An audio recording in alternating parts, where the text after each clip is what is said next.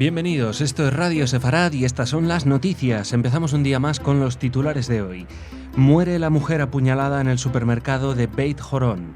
Según Europol, Daesh prepara más atentados del tipo Bombay o como el de noviembre en París para golpear a la Unión Europea y Francia.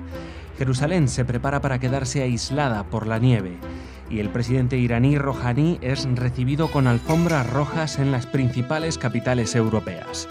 Son las noticias de hoy. En el comentario, Jorge. Hola, Jorge. ¿Qué tal, Jordi? Luego viene Raquel y trae noticias culturales, como siempre, pero empezamos hablando de una de las mujeres apuñalada por dos atacantes palestinos en la colonia judía de Beit Horon, Shlomit Kreitzman, de 24 años, que murió por las heridas sufridas. La joven era originaria de otra colonia llamada Shadmot Meola y fue agredida cuando se encontraba en un pequeño supermercado de Beit Horon, situado a unos 10 kilómetros al noroeste de Jerusalén y donde residen sus abuelos. Los atacantes eran dos palestinos de un pueblo y un campo de refugiados cercano y tenían 22 y 16 años. Tras el ataque, la policía halló en las proximidades del lugar dos artefactos explosivos, de lo que se deduce que los agresores trataron de cometer un ataque combinado con apuñalamiento y bombas. Con esta última muerte se elevan a 27 las víctimas mortales israelíes de las agresiones, a las que se suman dos extranjeros y un palestino, desde que comenzó la ola de violencia a principios de octubre. Sí, esto es el triste final de la noticia que dábamos ayer, de este apuñalamiento que había sido en Beit Horon. Al principio dijimos que había una en estado muy grave, que es esta mujer, y que los sanitarios habían identificado al principio como una mujer de alrededor de 40 años, después resultó ser una chica muy joven. Hay sitios donde ponen 23 o 24 años y ni siquiera vivía allí, estaba ahí visitando a sus abuelos. Y quiso la mala suerte de que se cruzaran el camino de estas dos bestias que fueron allí con sus cuchillos y con dos bombas precarias a intentar matar gente, y que murieron en el intento, pero mientras tanto se llevaron por delante las ilusiones de una chica joven. Los atacantes nuevamente son gente muy joven, uno de 22, otro de 16 años, y en las noticias siempre sacan como si fuera relevante la cantidad de palestinos muertos en estos ataques, como si fuera equiparable los que vienen a matar cuando son reducidos y detenidos de la forma que sea, y muchas veces matándolos, con los que son víctimas de una agresión simplemente por estar allí, por estar en esa calle, por estar cruzando o en una tienda, tanto si está en la parte esta de los territorios en disputa, si está en Jerusalén, pero también lo hemos visto hace 2 semanas en pleno Tel Aviv.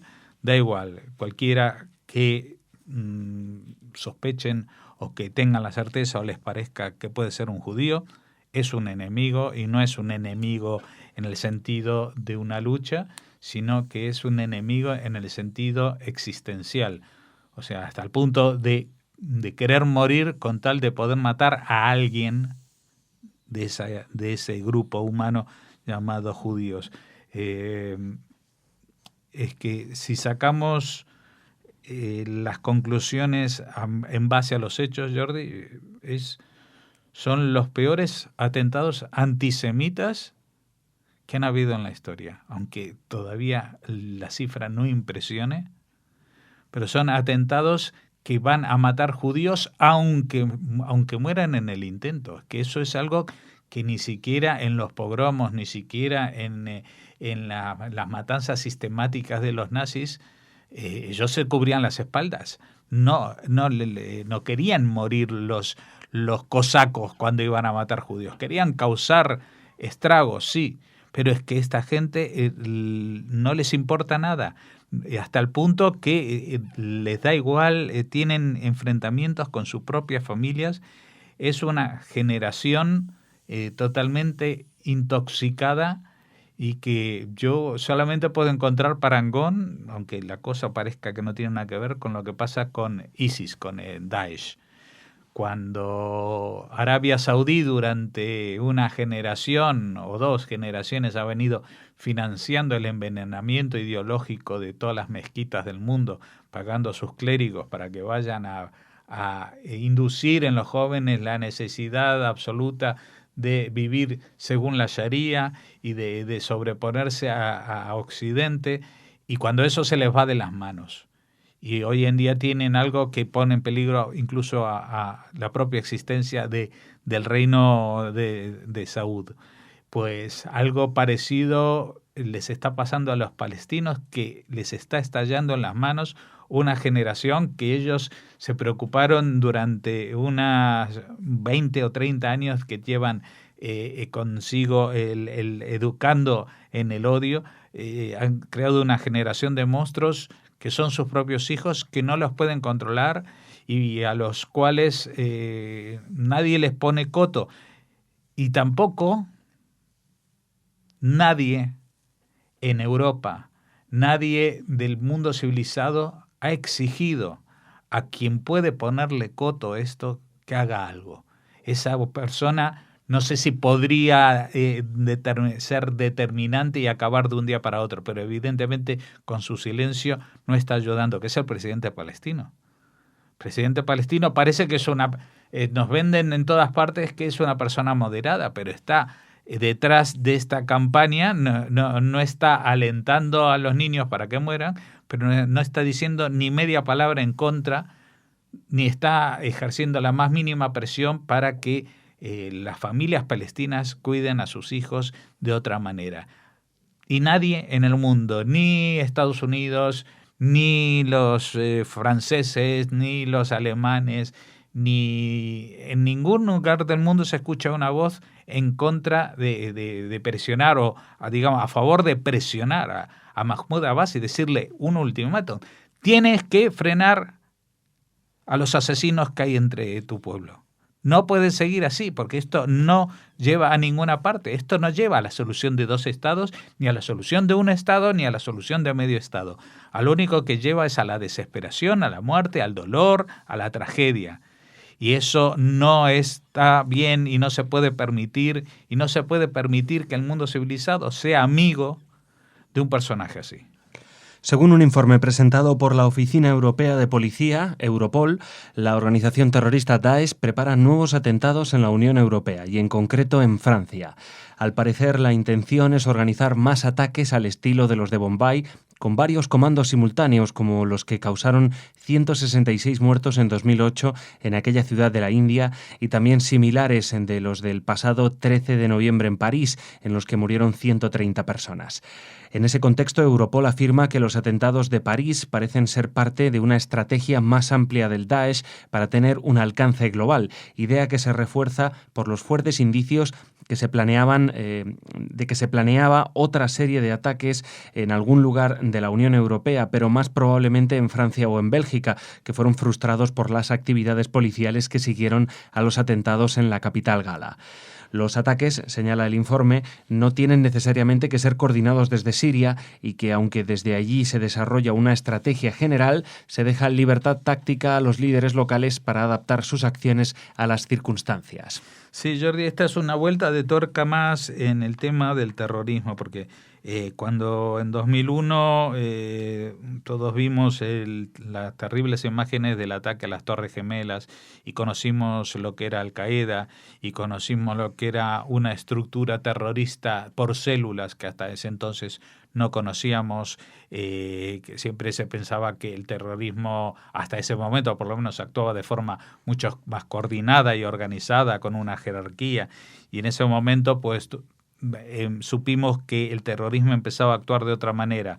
Y en esa tendencia hemos llegado hoy en día a los llamados lobos solitarios, que simplemente no obedecen a nada, pero tienen una instrucción general en su mecanismo interno, que es causar el mayor daño posible.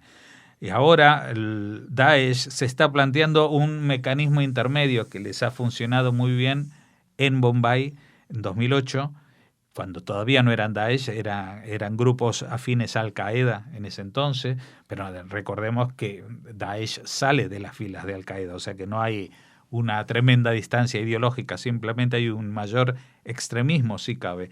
Y en este momento Daesh lo que plantea es que si bien ellos no van a dar instrucciones detalladas y no van a dar órdenes a los diferentes grupos que puedan haber en el mundo, entre otras cosas porque no tienen ni idea quiénes pueden llegar a ser, y todo se difunde de forma unilateral, es decir, ellos emiten sus mensajes al hiperespacio, al ciberespacio, y allí el que los pille y se haga afín, pues que actúe por su cuenta.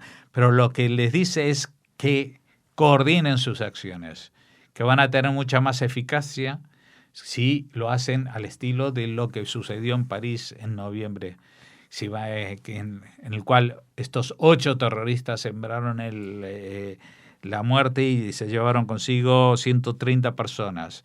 Imagínate que en cualquier otra capital de Alemania, de Inglaterra y de la propia España, pues 8, 10 yihadistas entren en contacto y se consigan las armas y que decidan actuar.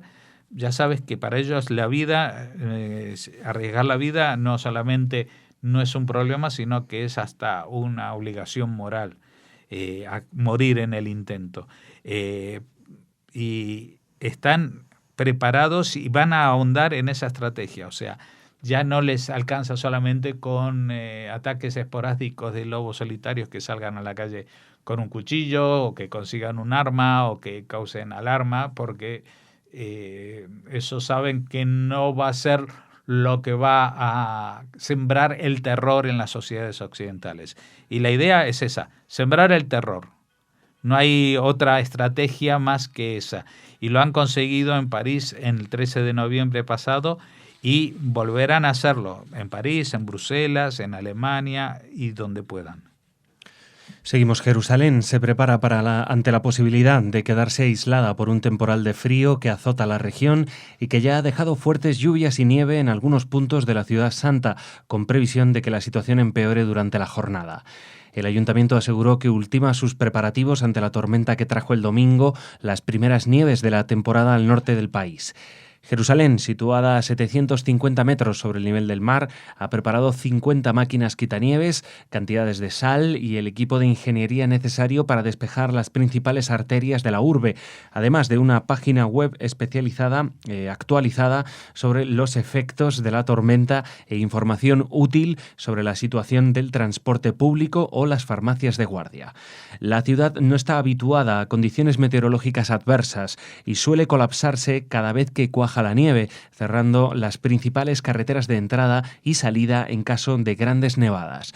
La policía también ha comenzado con los preparativos para proceder al cierre de las carreteras, incluidas vías principales como las que unen Jerusalén con Tel Aviv, y ha llamado a los conductores a evitar el uso de vehículos. Sí, la verdad que el invierno tardío ha llegado de forma espectacular a Israel y se está cebando especialmente con Jerusalén, hasta el punto de que, como todo el mundo sabe, pues estamos en el día de recordación y conmemoración de las víctimas del Holocausto, y se habían preparado actos especiales en Yad Vashem, el Museo del Holocausto que está a las afueras de Jerusalén, y que se han tenido que suspender hasta ese punto. O sea, actos oficiales del día de la Shoah que se tienen que suspender por la tormenta de nieve que hace imposible impracticable el transporte en la ciudad y en sus inmediaciones. Bueno, algo tendrá de bueno esto, digo yo, que por lo menos mañana con este frío la gente no estará en las calles y quizás no tengamos que lamentar ninguna víctima de un ataque terrorista, de estos de cuchillos, atropellos o de gente a la que disparan cuando circula por la carretera.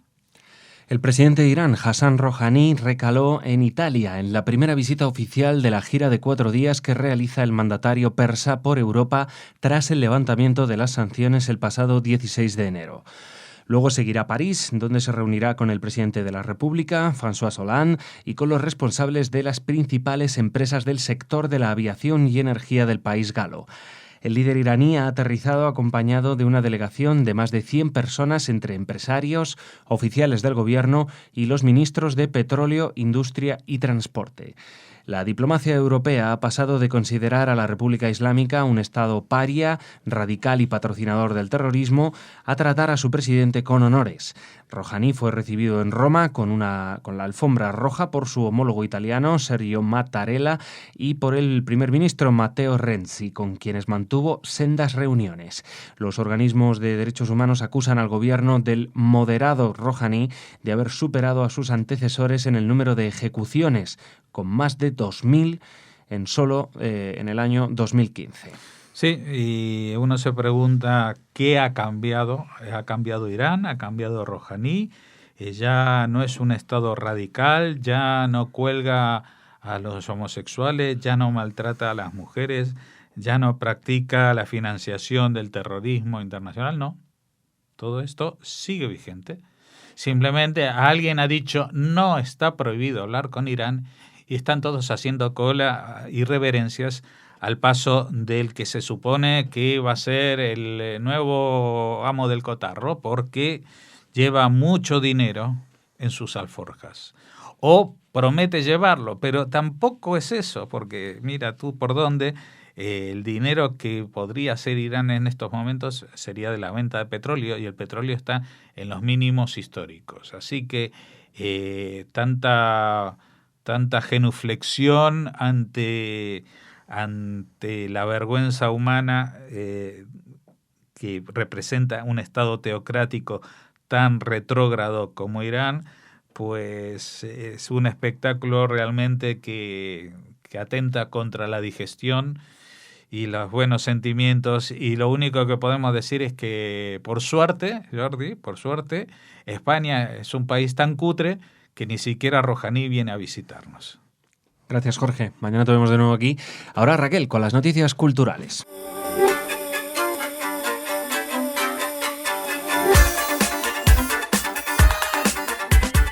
Noticias culturales. Hola, Raquel. Hola, Jordi. ¿Qué tal? Bien, marcadas como todos nuestros oyentes suponen por este Día Oficial para la Memoria del Holocausto y Prevención de los Crímenes contra la Humanidad, este 27 de enero, que ya se aproxima, si nos están oyendo el día 26 por la tarde-noche o si ya es el 27 de enero. Seguimos hablándoles de esos actos, como por ejemplo el que programa el Museo Sefardí de Toledo. Cada 27 de enero se recuerda a las víctimas del Holocausto y de otros crímenes contra la humanidad en actos sencillos y solemnes de memoria y recuerdo. En este caso, desde el Museo Sefardí de Toledo han elegido decir Auschwitz. Nos invitan a la lectura pública de este poema de León Felipe en la gran sala de oración a lo largo de todo el día, de este día 27. Esto es lo que nos ofrecen, lo que nos invitan a hacer desde el Museo Sefardí de Toledo, y queremos recordarles a todos nuestros oyentes que a lo largo de la semana pasada y en las noticias de los lunes les fuimos dando cuenta de las actividades programadas en muchas ciudades españolas, por ejemplo, en Barcelona, en Masnou, en otras localidades catalanas, en Ávila, en Gijón, en las Cortes Generales de Aragón, creo que no se me olvida nada hasta llegar a las noticias de los lunes, donde les hablábamos de los actos programados en la Comunidad de Madrid, en la Comunidad catalana, y los actos solemnes del Senado y de la Asamblea de Madrid, que como saben son pioneros la Asamblea en este tipo de homenajes. Hoy queremos recordarles el que se va a realizar en Besalú el 30 de enero a las 11 de la mañana. Recordará a las víctimas del Holocausto con un acto en la placeta de la sinagoga consistente en una lectura de textos y encendido de velas, y posteriormente a las 12:15 se inaugurará una exposición sobre el Holocausto en el antiguo Hospital de Sant Julià. En Girona, el 27 de enero, en el Salón de Plenos del Ayuntamiento, tendrá lugar otro acto de homenaje. Dará comienzo a las 19 horas. Contará con la presencia de Sor Lucía Carán, de la Fundación Rosa Oriol, del Cónsul General de la República de Polonia en Barcelona, Marek Ciesuk, y la cantante Marina Rosell, que interpretará algunos de sus temas. Para quien no lo sabe o no la conoce, es una de las mejores cantantes en lengua catalana que hay en la actualidad. Encenderá la vela conmemorativa en recuerdo y memoria de las víctimas Ana Pascual, que es viuda del pintor y resistente gerundense Isidre Vicens. En Jaén ya les hablábamos del acto programado en Guanromán. Ahora es la ciudad, la propia capital, la que se unirá a este 27 de enero a la 1 de la mañana del mediodía en el Salón Mudéjar del Palacio Municipal de Cultura. Después, a las 13:45, se inaugurará la exposición fotográfica Auschwitz-Birkenau, una visión en 35 milímetros de Fernando Ortega. Por tercer año consecutivo, Segovia se suma también a estos actos. Será el 28 de enero a las 6 de la tarde en la Alhóndiga. Se encenderán 6 velas en recuerdo de los colectivos perseguidos. Al acto asistirá la alcaldesa de la ciudad, Clara Luquero, y personalidades como Isaac Kerub, presidente de la Federación de Comunidades Judías de España, Hagit Mualem, consejera de Cultura de la Embajada de Israel en nuestro país, Miguel de Lucas, director del Centro Sefarad de Israel, y Moshe Aelion Sefardí, superviviente del Holocausto, que durante toda esta semana ha estado otorgando su testimonio en multitud de encuentros. Tras el encendido de velas habrá lecturas y Moshe Ben Daan, el rabino Moshe Ben Daan, recitará la plegaria Ma'ale Rehamim. El acto terminará con un minuto de silencio. Por otra parte, el 29 de enero, al día siguiente, Vicente Piñeiro presentará en el Centro Didáctico de la Judería su novela Lola Tousa, la Sidler gallega. En las Islas Baleares, la presidenta del Parlamento de esta comunidad nos invita al acto que tendrá lugar el propio 27 de enero a las 12:30 de la tarde en el Parlamento de las Islas Baleares. Y con esto, Jordi, hacemos, creo, un recorrido total a todas las actividades que se van a celebrar en nuestro país en torno al 27 de enero. Recordarles que aquí en Radio Sefarad tendremos programación especial. Y también, si lo desean, hemos incluido un link en el widget de la derecha, donde vean ese texto en azul, en el que pueden ver, conectarse con el canal del Senado, donde se va a emitir en directo a través de streaming por internet el acto de Estado de esto que nos cuenta Raquel, esa conmemoración de las víctimas del Holocausto y su acto oficial de Estado, que será en el Senado de España, en Madrid. Si ustedes pinchan ahí... Comienza a la 1 del mediodía, hora española. Mediodía, hora española, y me imaginamos que terminará sobre las 3 a lo mejor, ¿no? Suele durar 2 horas, quizá más, ¿no? O quizá menos, depende un poco de los discursos, de las intervenciones. Sí, pero siempre es emocionante. Nosotros lo grabaremos. También, claro. Será uno de nuestros actos en directo y ocupará buena parte de nuestra programación del jueves. Y ahora, Jordi... Dime. Cambiamos de tema para ofrecer a nuestros oyentes una recomendación literaria que es literaria pero también es cinematográfica. Es un libro editado por la maravillosa Confluencias, que nos está trayendo títulos muy interesantes últimamente. En este caso se trata del libro de Neil Gaiman, Un imperio propio, cómo los judíos inventaron Hollywood. Ah, sí, atractivo, sí. ¿eh? Me suena esa noticia, Raquel.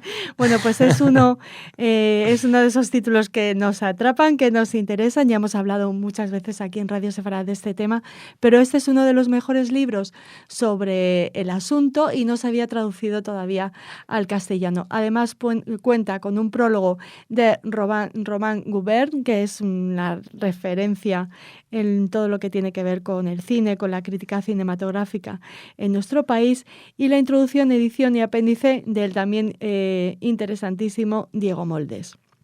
Este libro explora la fascinante cuestión de cómo Hollywood fue creado principalmente por inmigrantes judíos europeos, la mayoría de ellos pobres, la mayoría de ellos del lado este de Manhattan, ninguno de ellos ortodoxo en la práctica del judaísmo, la mayoría de ellos procedentes de familias con figuras paternas débiles, en fin, una serie de características que les unían. ¿No? Y recuerda Roman Gubern que cuando residía en California y partía allí clases de historia del cine, pues hace como unos 50 años, preguntó un día al historiador Robert Rosenthal, amigo suyo y judío de ascendencia rumana, si era cierta la extendida creencia de que las industrias de la comunicación y del espectáculo estaban vinculadas en Estados Unidos a intereses judíos. Me contestó que era una pregunta políticamente incorrecta, que no era de buen tono formular, pero que aún así le respondería. Dice Goubert que le contó que los judíos que llegaron a Estados Unidos a finales del siglo anterior o principios del siglo XX, procedentes de Europa Central u Oriental, fugitivos de pogromos, de la discriminación racial o directamente de la miseria, no fueron aceptados en Estados Unidos en los círculos de los negocios respetables, entre comillas, y por eso tuvieron que inventarse, que buscarse la vida en el mundo de los espectáculos populares y actividades similares, lo que se llama el entertainment, alejados de los salones de la burguesía respetable. Así que, por eso, gracias a esta circunstancia, bueno, pues este grupo de judíos, los padres de los grandes estudios norteamericanos de cine, los que nos han hecho muy felices durante muchas horas ofreciéndonos esas películas maravillosas. Bueno, pues es así como crearon esta industria. Nos lo cuenta este libro del que intentaremos hablar con Diego Moldes pues muy pronto, Jordi.